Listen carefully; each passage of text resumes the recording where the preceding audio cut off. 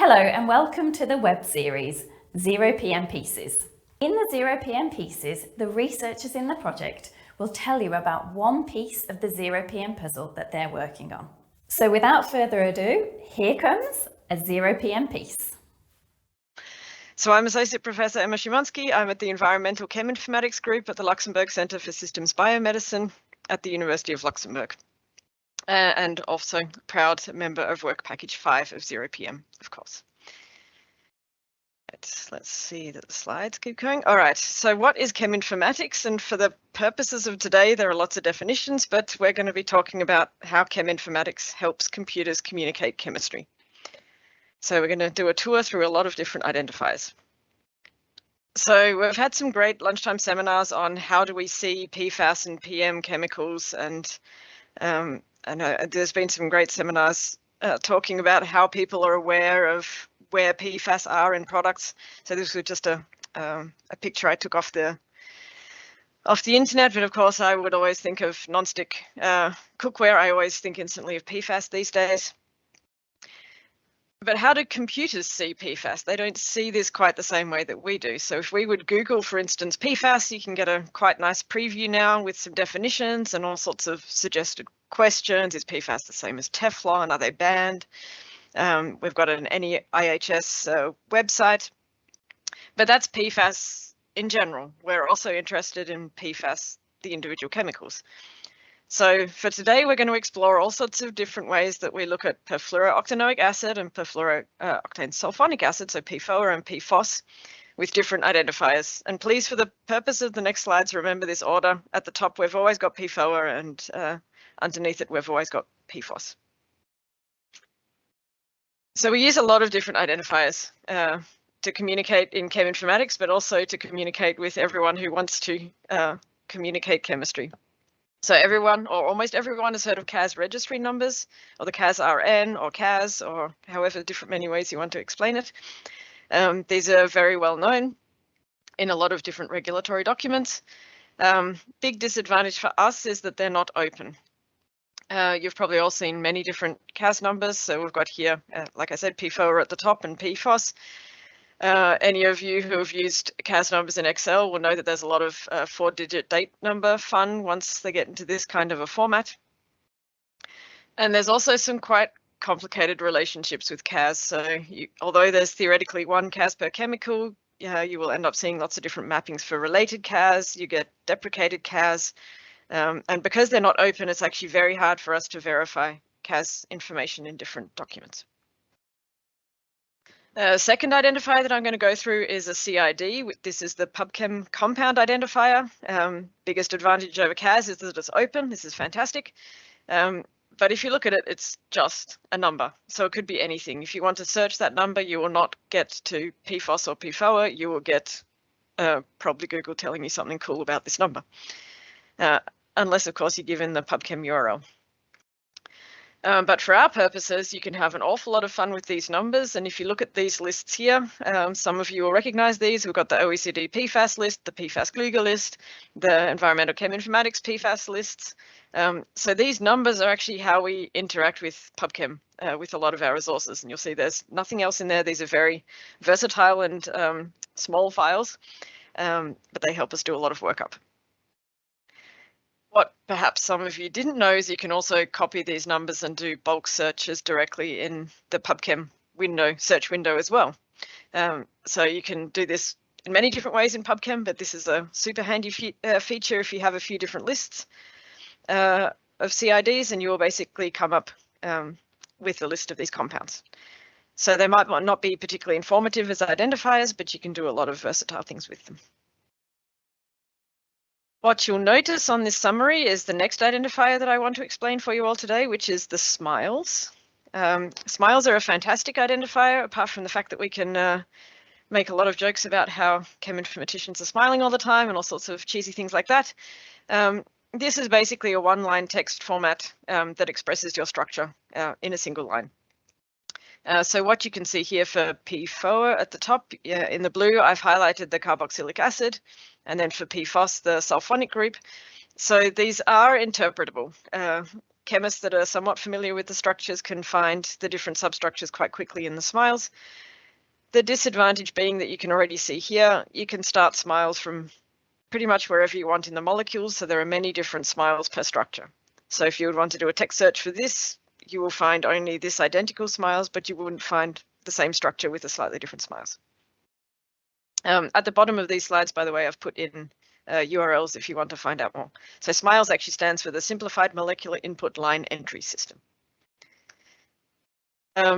With SMILES, you can do all sorts of cool things on the internet. One of my favorite websites around is the CDK Depict, and you can basically just paste in the SMILES. You can paste in some little names as well. You can start to do some nice visualization of your structure, so it will automatically render it in 2D. You can even do crazy color combinations if you'd like with smarts highlighting as well. So smarts is the way of detecting functional groups. You can have hours of fun with this website if you'd like to. You'll see that this website also mentions something called SDF. So here is the next cheminformatics format I want to introduce you to. And like PFAS versus PFASs, we've got a huge argument whether it's an SDF with a capital F or a small one, because it's actually a SD file. But that aside, these SD files are very information rich. As you can see here, they contain a lot of rows. We see here PFOA. It actually contains all the coordinates and where the structures and the elements should be placed.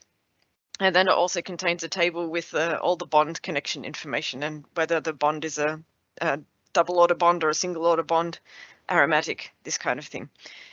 What's not shown here is you can also have a whole lot of property tags at the bottom. So this is how a lot of cheminformatics software save the different calculated properties behind the scenes. So like I said, this is very information rich. It's very specialized and they get very big very quickly. So the next identifier, many of you might have heard of, especially if Work Package 5 are talking a bit, is the InChI. So the InChI is like the SMILES, it's a single line structure, but unlike the SMILES, there is one InChI per structure. So InChI was designed in a way to take all of the different SMILES for the one structure and summarize this down into one standardized format. So an InChI is technically an identifier. And you can see here at the front in the blue, we've got the 1S. This means it's the standard form of the InChI. You'll see you also have the molecular formula at the top, and then afterwards follows all the different structural information. So this can take all the different SMILES flavors and convert it into one single identifier. But as you'll already see, these InChIs can get quite long. These are quite small structures, but for large structures, they get very big because this has all of the connections. And if any of you have worked with Excel, you'll see already we've got lots of commas in there. So this is an absolute nightmare for us to deal with separators. If you accidentally have your comma setting different in Excel, you will stretch your InChI out over several columns and you'll never be able to get it back again. There are a lot of fantastic InChI articles to read. I've put the ones from 2013 and 15, but more and more are coming out as it gets applied more. So one of the ways to solve the problem of the length of the InChI is to have the so-called InChIKey, which is a hash of the InChI. This is an absolute joy for databases. We have a compact identifier that we can search. It's very unique to chemistry, so this exact format is pretty much only followed by an InChIKey. So this makes it extremely searchable. But the disadvantage here is there's no structure. So once you've hashed your InChI into an InChIKey and you only save an InChIKey, you cannot actually recover the structural information back. So preferably an InChI and an InChIKey should always be paired, or an InChIKey will have to be paired with the SMILES. This is very important to note because if you trim your database down just to an InChIKey, you can look it up. But if you've had a structure that's not in any other database, you will have lost that information. And if you're already looking at these hashes of letters and saying, what do you mean you can't make sense of this? An InChIKey is a hash, so the front is unique, but there is some implicit information included in an InChI. So you'll see here in the blue, we've actually got the layer that describes the stereochemistry. In this case, it's both the same, but if you end up with different stereoisomers, this will be reflected here. Different isotope states are also reflected here. And then at the end in the green, we've currently got an N for neutral. but you can also get different letters here, whether they're positively or negatively charged. And this is unique to the structural skeleton. So you can actually not only search entire InChI keys, but you can also do skeleton searches as well. And this is really cool for cheminformaticians.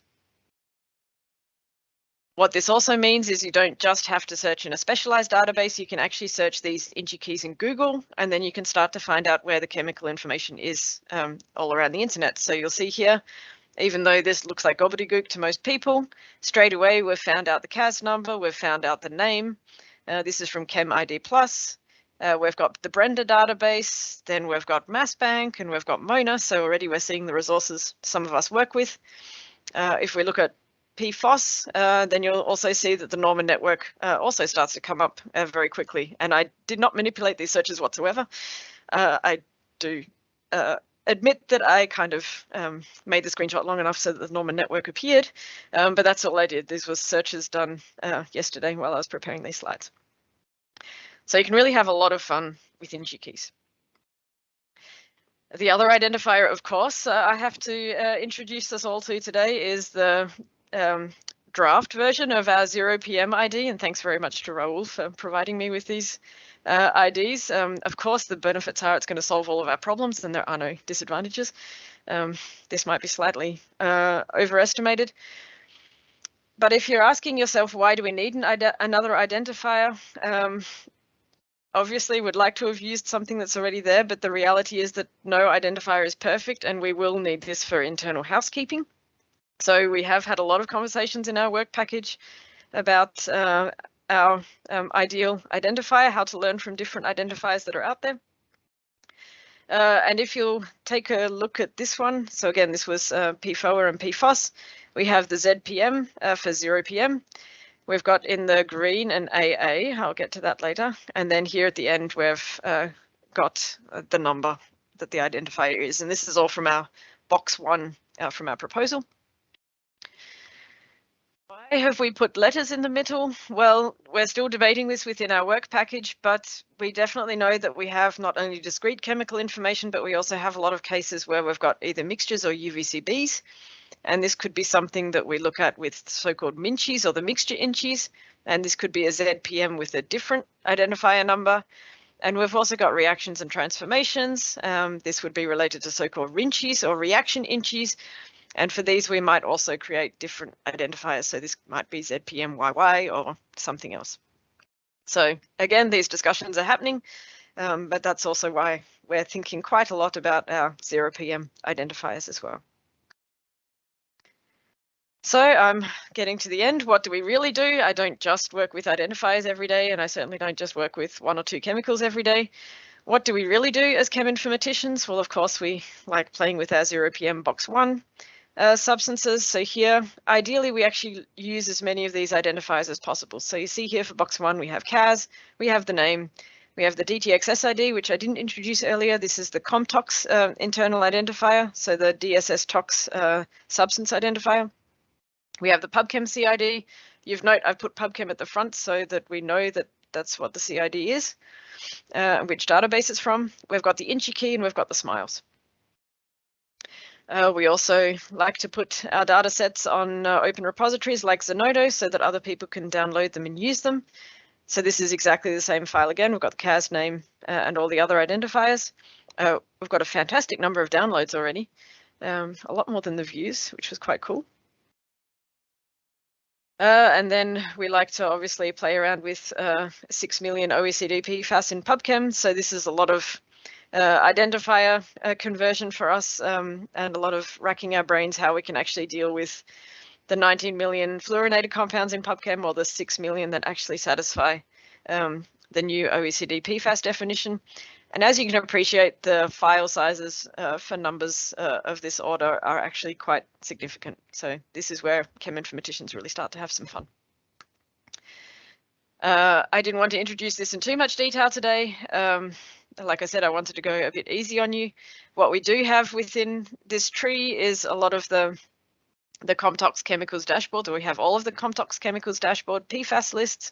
We have all of the Norman suspect lists.